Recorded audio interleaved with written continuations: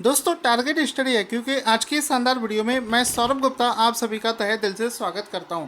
दोस्तों जैसा कि आप सभी की बहुत ज़्यादा रिक्वेस्ट आ रही थी कि सर टोक्यो ओलंपिक्स पर वीडियो बना दीजिए, तो आपके लिए टोक्यो ओलंपिक्स पर वीडियो थोड़ा सा लेट से दे रहा हूं, लेकिन आपसे ये वादा करता हूं कि ये एक ऐसा वीडियो होगा कि इसको अगर आपने पूरा देख लिया, भले ही थोड़ा सा लंबा वीडियो होगा, लेकिन जिसने भी इस पूरे वीडियो को देख लिया उसका टोक्यो ओलंपिक्स 2021 से एक भी क्वेश्चन गलत नहीं होगा। एक भी क्वेश्चन ऐसा नहीं है जो कि मैंने छोड़ा हो। जितने इंपॉर्टेंट क्वेश्चंस बन सकते थे लगभग सभी को मैंने इस वीडियो में कवर करने की कोशिश करी है। तो शुरू करते हैं आज का वीडियो। उससे पहले कहना चाहूँगा, अगर आप इस पीडीएफ को लेना चाहते हैं तो हमारे टेलीग्राम चैनल जिसका नाम है टारगेट स्टडी IQ, उसको ज्वाइन करना ना भूलें। शुरू करते हैं आज का ये वीडियो। तो आज का जो हमारा टॉपिक है वो है ओलंपिक्स 2021। ठीक है, कंप्लीट नोट्स होंगे, कोई भी पॉइंट यहाँ पर मिसिंग नहीं होगा। और एग्ज़ाम में आजकल जो पूछा जाता है सिर्फ वही चीज़ें इंक्लूड करी गई हैं। और वर्ष 2021 का या 22 का कोई भी ऐसा एग्ज़ाम नहीं होगा जिसमें इस टॉपिक से क्वेश्चंस ना पूछे जाएं। सबसे ज़्यादा इंपॉर्टेंट टॉपिक होगा। तो यहाँ पर सबसे पहले देखो, इसका फ़ोटो देख लो जिसमें कि आपको ये रिंग्स दिख रहे हैं, जिसमें कि अलग अलग गेम्स दिख रहे हैं। और इस बार नीरज चोपड़ा ने कमाल ही कर दिया है, इस वजह से इनके कवर फ़ोटो में मैंने सबसे ऊपर इनका फ़ोटो रखा है, क्योंकि इंडिया के लिए बहुत बड़ी खुशखबरी यहाँ पर नीरज चोपड़ा ने दी है।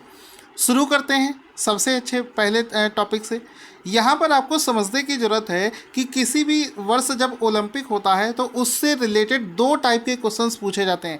पहला तो इस स्पोर्ट से रिलेटेड स्टैटिक वाला पार्ट पूछा जाता है, और दूसरा रिसेंट में जो ओलंपिक्स हुए हैं उससे रिलेटेड जो मेडल्स वाले क्वेश्चन हैं, यानी कि करंट अफेयर्स वाले क्वेश्चन जो होते हैं वो पूछे जाते हैं। पिछले कई वर्षों से देखा गया है ऐसा कि जो टोक्यो ओलंपिक्स से जो स्टैटिक वाला पार्ट है ये बहुत कम पूछा जाता है, क्योंकि स्टैटिक वाला पार्ट पुराना हो चुका होता है। जो रिसेंट में एक्टिविटीज़ हुई हैं वो वाले क्वेश्चंस ज़्यादा पूछे जाते हैं। तो हम लोग इस वीडियो में स्टैटिक वाला पार्ट नहीं करेंगे, हम लोग करेंगे इसके जो करंट अफेयर्स वाले क्वेश्चंस हैं सिर्फ उनको करेंगे। उसमें भी इम्पॉर्टेंट पॉइंट क्या है, उसमें भी इम्पॉर्टेंट पॉइंट ये है कि सबसे ज़्यादा वो वाले प्रश्न पूछे जाते हैं जिसमें कि किसी इंडियन एथलीट ने अगर कोई मेडल जीता है तो इंडियन एथलीट से रिलेटेड जो क्वेश्चंस हैं वो ज़्यादा पूछे जाते हैं। किसी विदेशी एथलीट ने अगर कोई गोल्ड जीता है, ब्रोंज जीता है, उससे हमको कम क्वेश्चंस पूछे जाते हैं, उससे हमें ज़्यादा मतलब भी नहीं है। हमें सिर्फ इंडिया पर फोकस करना है और वही क्वेश्चंस हम लोग करने वाले हैं। आगे चलते हैं। सबसे पहले देखो क्वेश्चन क्या बनेगा कि वर्ष 2020 के ओलंपिक किस देश में आयोजित किया गया है। तो वर्ष 2020 का जो ओलंपिक है इसको जापान की कैपिटल टोक्यो में आयोजित किया गया है। तो जापान देश में इसको आयोजित किया गया है और जापान की कैपिटल जो है टोक्यो, उसमें आयोजित किया गया है। इसी वजह से आपने देखा होगा हर जगह एक टर्म यूज़ कर रहे हैं, टोक्यो ओलंपिक, क्योंकि इसको टोक्यो, जापान के टोक्यो शहर में आयोजित किया गया है। इस वजह से इसको टोक्यो ओलंपिक्स के नाम से जाना जा रहा है। ठीक है दोस्तों, अगर आपको हमारा ये वीडियो अच्छा लगता है तो हमें सपोर्ट करें इस वीडियो को ज़्यादा से ज़्यादा लाइक और शेयर करके। टोक्यो ओलंपिक्स 2020 का मोटो क्या है? तो इसका जो ऑफिशियल मोटो है वो है यूनाइटेड बाई इमोशन। तो यूनाइटेड बाई इमोशन इसका मोटो है। दोस्तों जैसा कि आप सभी जानते होंगे कि वैसे तो इस ओलंपिक को 2020 में आयोजित किया जाना था, आप समझना 2021 में आयोजित किया जा रहा है, और नाम इसका है टोक्यो ओलंपिक 2020, क्योंकि पहले इसको वर्ष 2020 में आयोजित किया जाना था, लेकिन कोविड की वजह से 2020 में ना आयोजित होकर इसको वर्ष 2021 में आयोजित किया गया है, जिस वजह से इसका नाम जो है वो है टोक्यो ओलंपिक्स 2020। तो ये कब से कब तक आयोजित किया गया है? तो इसको 23 जुलाई से शुरू हो गया था और 8 अगस्त तक इसको आयोजित किया गया। 23 जुलाई से लेकर 8 अगस्त तक इसको खेला गया है। इसमें से इसके ख़त्म होने के सिर्फ एक दिन पहले, यानी कि 7 अगस्त को भारत के नीरज चोपड़ा ने एक गोल्ड मेडल जीता था, और शायद ही कोई ऐसा हिंदुस्तानी होगा जिसने उस वीडियो को ना देखा हो या फिर जो इसका वेट ना कर रहा हो। आगे चलते हैं। अब देखो, आपको पता होगा टोक्यो, ये जो ओलंपिक खेल है ये हर 4 साल में एक बार आयोजित किए जाते हैं। तो चूंकि इस बार इसको 2020 में होना था, तो 20 से अगले 4 साल बाद यानी कि अगली बार 2024 में होगा और इससे पहले 2016 में आयोजित किया गया होगा। तो एग्ज़ाम में ये भी तो क्वेश्चन बन सकता है कि बताओ 2016 यानी कि पिछले 4 साल पहले जब इसको आयोजित किया गया था, तब इसको कहाँ पर आयोजित किया गया था। तो वर्ष 2016 के समर ओलंपिक्स कहाँ पर आयोजित किए गए थे? आंसर हो जाएगा पिछले वर्ष इसको ब्राज़ील के रियो में आयोजित किया गया था। अब ये भी तो पूछा जा सकता है कि अगले बार यानी कि 2024 के जो समर ओलंपिक्स हैं वो कहाँ पर आयोजित किए जाएंगे। तो 2024 में जो ओलंपिक्स होंगे ये फ्रांस के पेरिस में आयोजित किए जाएंगे। तभी आपने अगर बजरंग पूनिया का स्टेटमेंट देखा होगा, तो बजरंग पूनिया एक वीडियो में बोल रहे थे कि दोस्तों मुझसे गलती हो गई, मेरे भारतवासियों मुझसे गलती हो गई, इस बार मैं ब्रोंज मेडल जीता हूँ, लेकिन मैं पूरी कोशिश करूँगा कि पेरिस में मैं गोल्ड मेडल लेकर आऊँ। तो पेरिस का मतलब है वो बोल रहे हैं कि अगली बार जब ये खेल होंगे 2024 में, तब मैं उसमें गोल्ड मेडल जीत कर लाऊँगा। तो इन सब चीज़ों से भी आपको चीज़ें याद रहती हैं। अब एक चीज़ और समझना कि इसमें एक टर्म यूज़ हुआ है समर ओलंपिक्स। तो देखो ओलंपिक खेल जो होते हैं ये हमारे 2 सीज़न में होते हैं। जो ओलंपिक खेल होते हैं 2 सीज़न में होते हैं। एक होता है जो समर में होता है और एक होता है विंटर ओलंपिक्स। ठीक है, तो समर वाला ओलंपिक्स ये अपने हर 4 साल के अंतराल में होता है और विंटर वाला ओलंपिक्स है ये अपने हर 4 साल के अंतराल में होता है। यानी कि अभी 2016 फिर 20 फिर 24 इस तरीके से ये चलता जाता है। अब देखो यहाँ पर आप देख सकते हो 2024 की जो समर ओलंपिक्स हैं ये मैंने आपको बताया फ्रांस के पेरिस में आयोजित किए जाने हैं। और वर्ष 2024 की जो विंटर ओलंपिक्स हैं, देखो समर अलग होते हैं विंटर अलग होते हैं, ये कहाँ पर आयोजित किए जाएंगे? तो इसको चाइना के बीजिंग शहर में इसको विंटर्स में आयोजित किया जाएगा। तो अब हमें ये पता चल गया कि कहाँ पर आयोजित किया गया, कैसे आयोजित किया, ये सब हो गया। अब बात आती है कि भारत ने कुल कितने मेडल जीते हैं। तो भारत ने इस बार सबसे ज़्यादा, अभी तक के इतिहास में उसका सबसे ज़्यादा जो मेडल है 7 मेडल भारत ने जीते हैं, जिसमें कि 1 गोल्ड हो गया, 2 सिल्वर हो गए और 4 ब्रोंज हो गए। 1 गोल्ड, 2 सिल्वर और 4 ब्रोंज मेडल भारत ने जीते हैं। कुल मिलाकर भारत ने 7 मेडल जीते हैं। अभी तक के इतिहास में ये भारत का सबसे अच्छा प्रयास था। सबसे ज़्यादा मेडल अभी तक 7 जीते हैं। इससे पहले भारत ने रियो ओलंपिक्स में पिछली बार 6 मेडल जीते थे और उससे एक ज़्यादा इस बार भारत ने 7 मेडल जीते हैं। फिर क्वेश्चन बनेगा कि भारत की इसमें रैंक कौन सी बनी है। तो भारत की इसमें रैंक बनी है 48। पहली बार ऐसा हुआ है कि भारत टॉप 50 देशों की लिस्ट में आ गया है। भारत की इसमें रैंक आई है 48। किस देश को इस ओलंपिक में पहला स्थान प्राप्त हुआ है?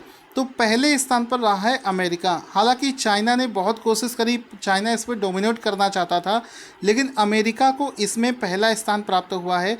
तो अमेरिका इसका राइट आंसर हो जाएगा। दोस्तों वीडियो को बंद मत करना, क्योंकि पूरा वीडियो देख लिया तो एक भी क्वेश्चन नहीं बचेगा।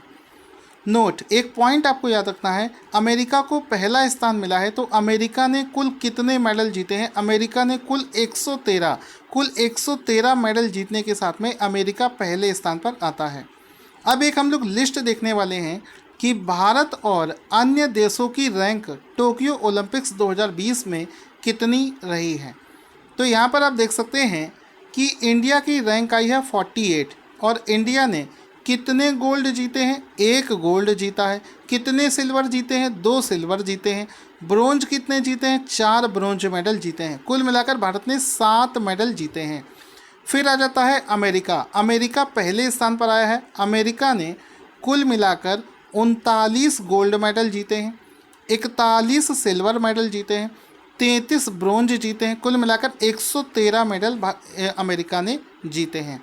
फिर उसके बाद में आ जाता है चाइना। चाइना दूसरे स्थान पर है, जिसने 38 गोल्ड, 32 सिल्वर और 18 ब्रोंज मेडल के साथ में 88 मेडल कुल जीतने में कामयाब हुआ है। फिर फाइनली आ जाता है तीसरे नंबर पर जापान। जापान ने इस बार 27 गोल्ड, 14 सिल्वर, 17 ब्रोंज और कुल मिलाकर 58 मेडल यहाँ पर जीते हैं। एक चीज़ याद रखना, जिस भी देश ने गोल्ड ज़्यादा जीता होगा उसको रैंकिंग लिस्ट में आगे रखा जाता है। ठीक है, आगे चलते हैं। अब हम लोग यहाँ पर देखेंगे इंडिया ने जो 7 गोल्ड मेडल जीते हैं उन खिलाड़ियों के नाम, किस कैटेगरी में जीता है और वो कौन से खेल से संबंधित है। ये सब कुछ एग्ज़ाम में पूछा जाता है। तो भारत द्वारा जीते गए कुल मेडलों की लिस्ट यहाँ पर हम लोग देख रहे हैं। तो इसमें सबसे पहले देखो हम क्या देखेंगे, जो हमारा नीरज चोपड़ा है, नीरज चोपड़ा ने क्या जीता है, गोल्ड मेडल जीता है, एक क्वेश्चन। दूसरा क्वेश्चन, नीरज चोपड़ा किस खेल से संबंधित है, तो ये जेवलिंग थ्रो से, भाला फेंक खेल से संबंधित है, ठीक है। फिर दूसरा क्वेश्चन, मीराबाई चानू ने कौन सा मेडल जीता है, तो मीराबाई चानू ने सिल्वर मेडल जीता है। फिर क्वेश्चन बन जाएगा कि कितने किलोग्राम कैटेगरी में जीता है, तो उन्होंने 49 किलोग्राम कैटेगरी में जीता है। मीराबाई चानू किस खेल से संबंधित है, तो ये एक वेट लिफ्टिंग खेल से संबंधित है। रवि कुमार दाहिया ने कौन सा मेडल जीता है, तो इन्होंने भी सिल्वर मेडल जीता है। ये कौन से खेल से संबंधित है, ये एक रेसलर हैं, रेसलिंग खेल से संबंधित है। कितने किलोग्राम में जीता है, तो रवि कुमार दाहिया ने 57 किलोग्राम कैटेगरी में इसको जीता है। फिर आ जाता है पीवी सिंधु। पीवी सिंधु ने कौन सा मेडल जीता है, उन्होंने ब्रोंज मेडल जीता है। कौन से खेल से संबंधित है, पीवी सिंधु बैडमिंटन खेल से संबंधित हैं। पीवी सिंधु ने विमेंस सिंगल के इवेंट में इस ब्रोंज मेडल को जीता है। उसके बाद में आ जाता है लोवलीना बोरगोहिम। तो लोवलीना ने ब्रोंज मेडल जीता है। कौन से खेल में जीता है, बॉक्सिंग में जीता है। ये विमेंस वेट लिफ्टिंग में 64 से 69 किलोग्राम कैटेगरी में उन्होंने ब्रोंज मेडल जीता है। फिर आ जाता है इंडिया की जो मेंस हॉकी टीम है उसने ब्रोंज मेडल जीता है। किस खेल में, हॉकी, जाहिर सी बात है, मेंस टूर्नामेंट में इसको जीता है। बजरंग पूनिया ने कौन सा अवार्ड जीता है, उन्होंने ब्रोंज मेडल जीता है। कितने किलोग्राम में, 65 किलोग्राम कैटेगरी में जीता है। और कौन से खेल में, उन्होंने रेसलिंग में इसको जीता है। तो ये भी आपको याद रखना है। तो धीरे धीरे हम लोग सब कुछ कवर करते चल रहे हैं, मन में आपके कोई डाउट नहीं होगा। सारे क्वेश्चंस में बड़ी सीक्वेंस वाइज चल रहा हूँ, आपको याद करने में आसानी होगी। इसका पीडीएफ ज़रूर आप लोग हमारे टेलीग्राम चैनल से ले लेना। टेलीग्राम पर आप सर्च करेंगे टारगेट स्टडी IQ, या फिर आपको लिंक दे दूँगा, वहाँ से आप उसको ज्वाइन कर लेना। अब क्वेश्चन बनेगा, वर्ष 2020 टोक्यो ओलंपिक्स का आदर्श वाक्य क्या है।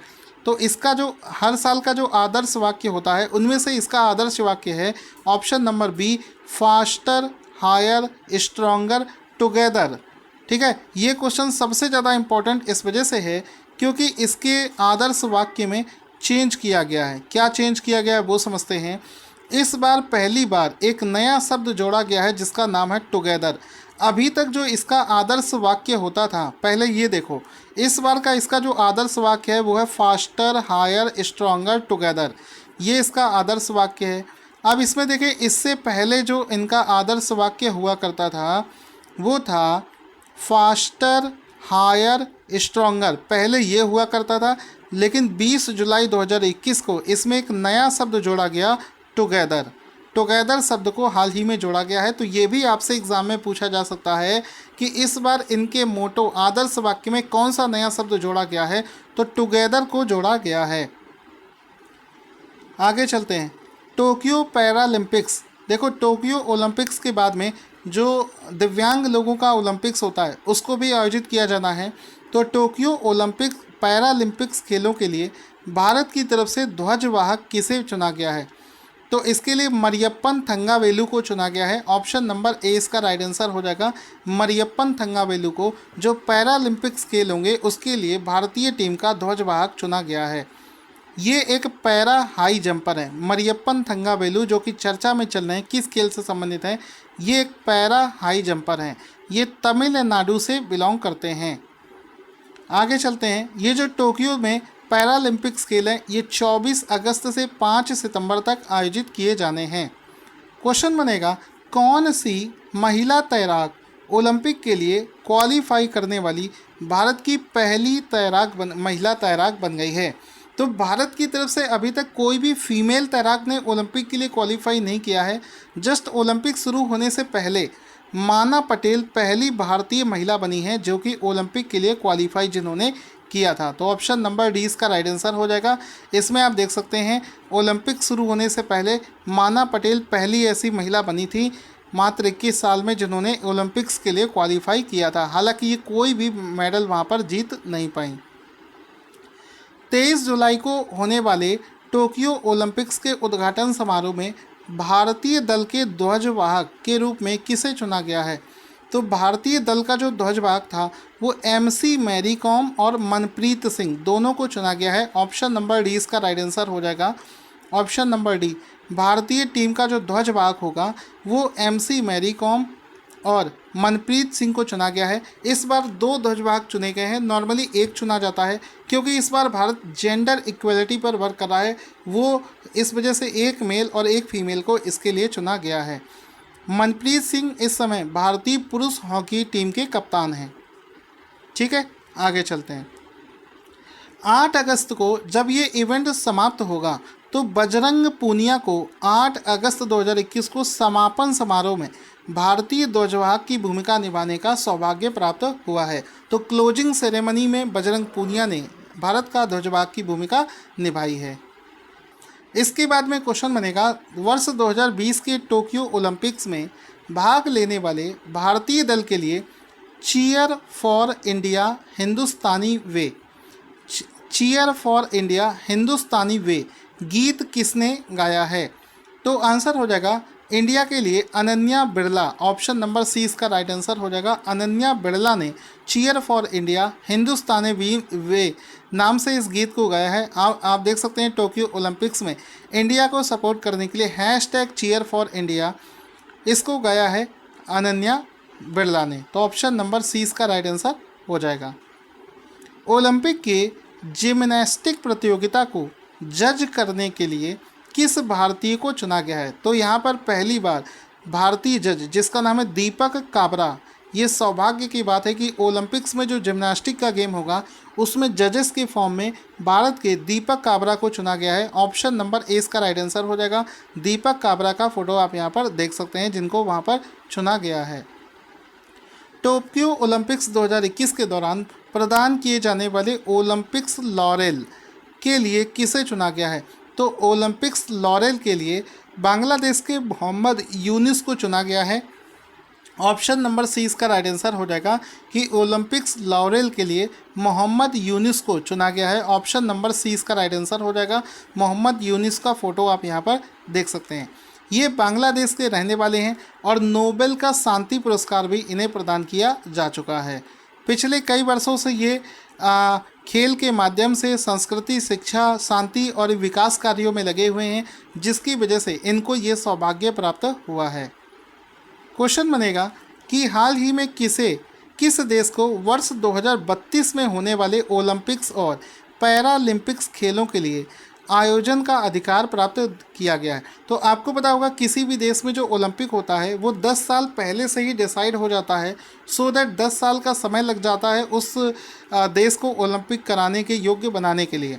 तो हाल ही में ऑस्ट्रेलिया देश को अगले 10 साल बाद होने वाला 2032 का जो ओलंपिक खेल है उसकी मेजबानी का सौभाग्य प्राप्त हुआ है। ऑप्शन नंबर 20 का राइट आंसर हो जाएगा। यहाँ पर आप देख सकते हैं ऑस्ट्रेलिया के ब्रिस्बेन में 2032 का जो ओलंपिक है ये इसके लिए इसको चुना गया है। तो वहाँ पर आप देख सकते हैं Brisbane Olympic and Paralympic games 2032 में इसको आयोजित किया जाना है।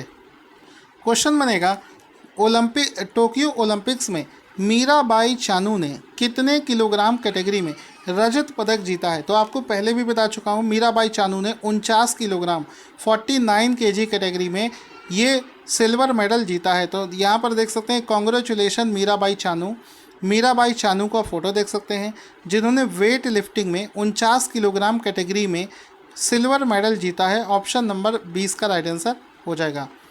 टोक्यो ओलंपिक्स में पदक जीतने वाली पहली भारतीय महिला भी वो बनी हैं। 49 किलोग्राम कैटेगरी में कुल 202 किलोग्राम भार उठाने के साथ में उन्होंने इस पदक को जीता है। अगर हम लोग वेट लिफ्टिंग की बात करें तो इस बार देखो वेट लिफ्टिंग की बात करें तो कर्णम मल्लेश्वरी के बाद में ये दूसरी भारतीय महिला हैं जिन्होंने वेट लिफ्टिंग में कोई अवार्ड जीता है। आगे चलते हैं। किस देश की खिलाड़ी यांग कियान ने टोक्यो ओलंपिक्स में पहला गोल्ड मेडल जीता है? तो दूसरे देश के खिलाड़ियों का ये वाला प्रश्न इंपॉर्टेंट है। पहला जो उस पूरे इवेंट का जो पहला गोल्ड मेडल है वो चाइना देश की यांग क्वियान ने जीता है। ऑप्शन नंबर सी इसका राइट आंसर हो जाएगा। ये आप देख सकते हैं यांग क्वियान, जिन्होंने पूरे ओलंपिक्स 2020 का पहला गोल्ड जीता है। ठीक है, आगे चलते हैं। अमेरिका में पहली बार शामिल हुई स्केटबोर्ड स्पर्धा में किस 13 साल की जापानी छात्रा ने गोल्ड मेडल जीता है?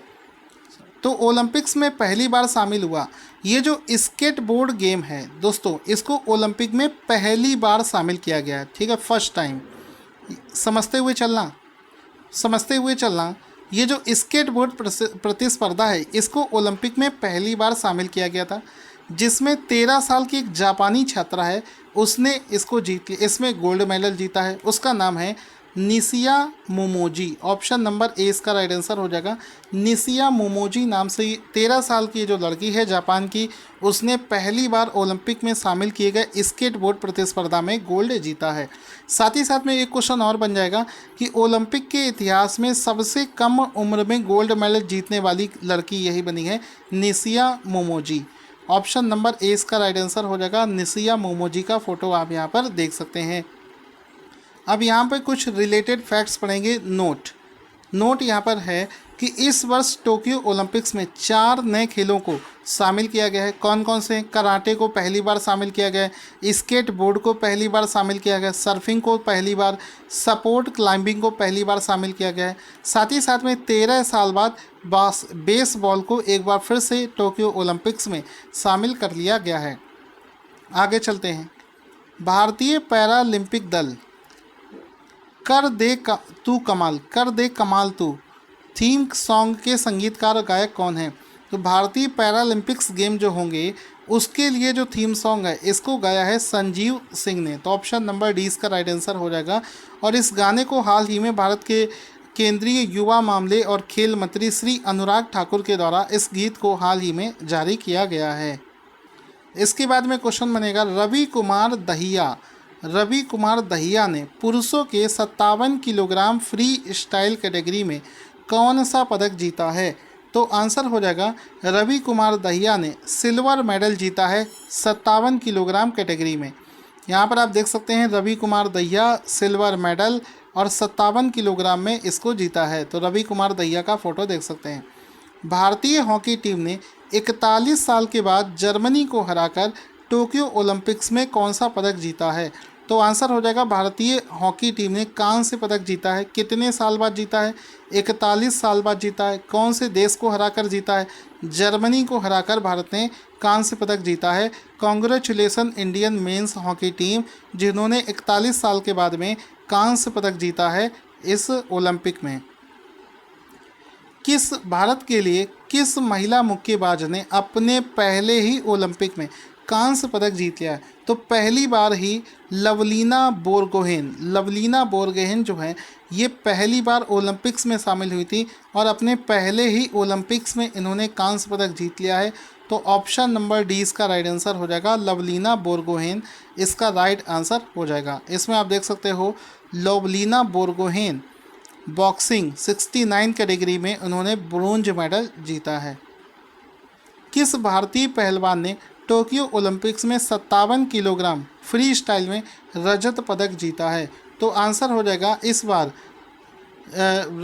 रवि कुमार दहिया ने यहाँ पर रजत पदक जीता है। ऑप्शन नंबर ए इसका राइट आंसर हो जाएगा। भारतीय पुरुष हॉकी टीम ने इतिहास रचते हुए कितने वर्ष बाद ओलंपिक मेडल जीता है? तो आपको बता चुका हूँ 41 वर्ष बाद इस मेडल को भारतीय हॉकी टीम ने जीता है। यहाँ पर आप देख सकते हैं India wins medal after 41 years. Chak De India 1980 में सबसे लास्ट बार 1980 में भारत ने जीता था, उसके बाद से पहली बार इसने जीता है। टोक्यो ओलंपिक्स 2020 में बजरंग पूनिया ने कौन सा पदक जीता है? तो आंसर हो जाएगा ब्रोंज मेडल जीता है। ऑप्शन नंबर सी इसका राइट आंसर हो जाएगा। बजरंग पूनिया ने ब्रोंज मेडल जीत लिया है। नीरज चोपड़ा ने सबसे ज़्यादा इम्पोर्टेंट फाइनली आ चुका है, सबसे ज़्यादा इम्पोर्टेंट, नीरज चोपड़ा ने टोक्यो ओलंपिक्स में भाला फेंक प्रतिस्पर्धा जेवलिंग थ्रो में कौन सा पदक जीता है। बताने की ज़रूरत नहीं, आप सभी लोग पहले से जानते हो कि नीरज चोपड़ा ने इस इवेंट में गोल्ड मेडल जीता है। ऑप्शन नंबर ए इसका राइट आंसर हो जाएगा। Congratulation Neeraj, men's javelin throw में उन्होंने जीता है। ये आप देख सकते हैं गोल्ड मेडल यहाँ पर जीता है। उन्होंने कितने मीटर भाला फेंकर इस इवेंट में स्वर्ण पदक जीता है। 87.58 मीटर का भाला फेंकर उन्होंने इसको जीता है। इनसे पहले किसी सिंगल व्यक्ति ने, अभिनव बिंद्रा ने, निशानेबाज अभिनव बिंद्रा के बाद में नीरज चोपड़ा दूसरे ऐसे व्यक्ति बने हैं जिन्होंने व्यक्तिगत कैटेगरी में गोल्ड मेडल जीता है। बाकी सभी लिस्ट को भी देख सकते हैं जिसने जिसने भी अवार्ड जीते हैं। किस राज्य सरकार ने हॉकी की खिलाड़ी वंदना कटारिया को राज्य के बेटी बचाओ बेटी पढ़ाओ अभियान का ब्रांड एम्बेसडर बनाया है। तो आंसर हो जाएगा उत्तराखंड। ऑप्शन नंबर डी इसका राइट आंसर हो जाएगा। उत्तराखंड राज्य ने वंदना कटारिया को बेटी बचाओ बेटी पढ़ाओ अभियान के लिए ब्रांड एम्बेसडर बनाया है। ऑप्शन नंबर डी इसका राइट आंसर हो जाएगा। भारतीय एथलेटिक्स महासंघ के द्वारा वर्ष के किस दिन को भाला फेंक दिवस घोषित करने की घोषणा करी गई है। तो आंसर हो जाएगा 7 अगस्त। आपको पता होगा 7 अगस्त को नीरज चोपड़ा ने भाला फेंक में स्वर्ण पदक जीता था, जिसकी वजह से एथलेटिक्स फेडरेशन ऑफ इंडिया ने डिसाइड किया है कि अब हर साल 7 अगस्त को जेवलिंग थ्रो भाला फेंक दिवस के रूप में मनाया जाएगा। तो ऑप्शन नंबर ए इसका राइट आंसर हो जाएगा।